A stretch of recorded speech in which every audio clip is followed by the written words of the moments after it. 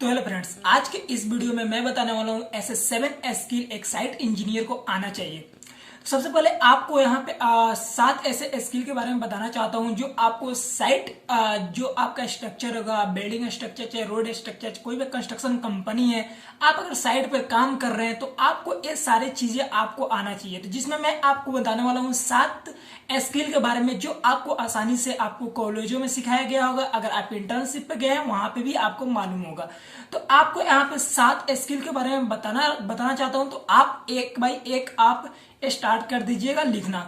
तो आपको यहाँ पे 7 स्किल क्या है, तो अगर चैनल पर न्यू है तो चैनल को सब्सक्राइब नहीं किया, चैनल सब्सक्राइब कर ले और वीडियो को लाइक कर दे। सबसे पहले जो फर्स्ट स्किल है वो है कि आपको ड्राइंग रीडिंग करना आना चाहिए। आपको कोई सा भी साइट इंजीनियर है, आपको कोई सा भी साइट पे जाए तो आपको एक ड्राइंग मिलेगा जिससे कि आप उस कंस्ट्रक्शन का प्रोजेक्ट स्टार्ट करने वाले हैं। तो आपको ड्राइंग रीडिंग पढ़ना आना चाहिए कि कौन सी ऐसी चीज है कि कहाँ पे लगेगी। जैसे बीम होता है, फाउंडेशन कितने डेप्थ होना चाहिए, कितना बीम कहाँ पे होना चाहिए, कॉलम कैसा होना चाहिए, फाउंडेशन कैसे होना चाहिए, ये सारी चीजें आपको ड्राइंग में मेंशन होता है, लेकिन आपको पढ़ना रीडिंग करना आना चाहिए। अब आता है दूसरा जो है वो है प्लानिंग। जो ड्राइंग है उसके जो बेसिक जो उसमें ड्राइंग किया है उसका प्लानिंग आपको आना चाहिए कि कौन सी चीज कहाँ पे आपको फिट करना है, ताकि आपको जो ड्राइंग है वो 2D में मिलेगा, लेकिन आप जो प्रोजेक्ट बनाइएगा वो 3D में आप सोच के बनाइएगा। तो आपको प्लानिंग प्रॉपर तरह से आना चाहिए।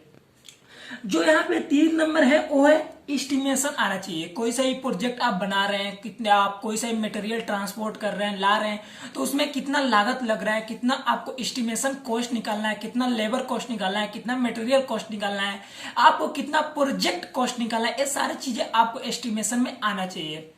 उसके बाद जो 4th नंबर है वो है आपको बिलिंग आना चाहिए। उसका बिलिंग करना आना चाहिए। जैसे कोई भी मटेरियल है, कहाँ पे कितना यूज कर रहे हैं, कहाँ पे कितना ट्रांसपोर्ट कर रहे हैं, किस बीम में कितना यूज कर रहे हैं, अदर फाउंडेशन में कितना यूज कर रहे हैं। तो आपको बिलिंग प्रॉपर तरह से मटेरियल को आना चाहिए। जो यहाँ पे आपको 5th नंबर है वो है BBS यानी बार बिल्डिंग शेड्यूल। बार बिल्डिंग शेड्यूल एक साइट इंजीनियर को प्रॉपर तरह से मालूम होना चाहिए, क्योंकि साइट इंजीनियर को आपको बार बिल्डिंग शेड्यूल आपको बीम में भी होता है, कॉलम में होता है, स्लैब में भी होता है। तो आपको बार बिल्डिंग शेड्यूल प्रॉपर तरह से होना चाहिए कि आप ये देखिए बार बिल्डिंग शेड्यूल होता क्या है कि अगर आप आपका जो कटिंग करने वाला है, जो आपका जो छरिया है, जो आपका बार बिल्डिंग शेड्यूल का जो आपको जो TMC यूज कर रहे हैं, आपको जो रड यूज कर रहे हैं, आप जो इतना भी यूज कर रहे हैं, तो आपको लेंथ कितना आपको प्रॉपर देना है। तो उसको अगर आप प्रॉपर लेंथ लिख कर नहीं देते हैं, तो आप अगर लेबर को देते हैं तो वो क्या करेगा, अनुमान लगाकर काट कर दे देगा। तो आपको वहां से मालूम नहीं चल पाएगा कि कितना कहाँ पे यूज करना है। तो आप जब मटेरियल उसमें यूज कीजिएगा तो वहां पे हो सकता है कि कुछ आपका जो बार बिल्डिंग शेड्यूल हो वो गलत भी हो सकता है। इसलिए आपको बार बिल्डिंग शेड्यूल प्रॉपर तरह से आना चाहिए, ताकि वो जो काटेगा आपका बार बिल्डिंग शेड्यूल का लेंथ, उसका डेप्थ, तो वो सारी चीजें प्रॉपर होना चाहिए। जो यहाँ पे 6 नंबर है वो है कि ऑटो कैड आपको आना चाहिए।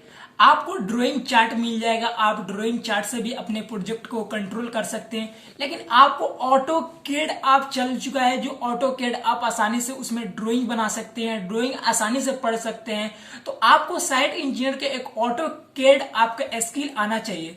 अगर आपके पास ऑटो कैड स्किल है तो आपको हो सकता है साइट इंजीनियर पे भी जॉब का जितना वैल्यू होता है वो भी बढ़ जाएगा, साथ साथ आपको ऑफिस वर्क का भी जो आपका एक्सपीरियंस होगा वो भी ज्यादा बढ़ जाता है। क्योंकि ऑटो कैड एक सॉफ्टवेयर है जो आपको सीखना पड़ता है, 3 या 6 मंथ लगता है सीखने में लिए, वो आपको सीखना पड़ता है। और आपको आज चल गया है कि फोन में भी आप ऑटो कैड का जो ड्राइंग है वो भी पढ़ सकते हैं, कंप्यूटर से भी आप पढ़ सकते हैं।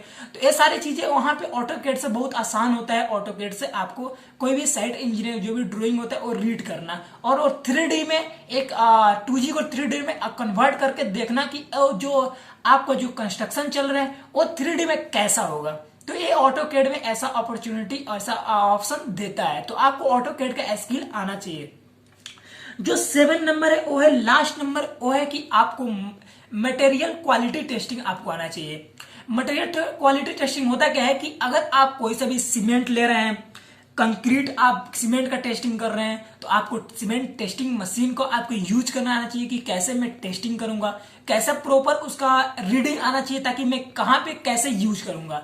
फिर से आता है कंक्रीट टेस्टिंग, आता है कंक्रीट टेस्टिंग भी आना चाहिए आपको कि कौन सी कंक्रीट को कितना एग्रीगेट कौन सा कंस्ट्रक्शन में लगाना है, कैसे उसका टेस्टिंग करना है। आपको स्लैब टेस्टिंग आना चाहिए, प्लास्टर आप कर रहे हैं जो फिनिशिंग में आता है उसको टेस्टिंग मोटार को भी करना आना चाहिए। ये सारे ऐसे टेस्टिंग स्किल आपको आना चाहिए, जो मटेरियल क्वालिटी टेस्टिंग आपको स्किल आना चाहिए ताकि आप उस मटेरियल को टेस्ट करके आप यूज करें।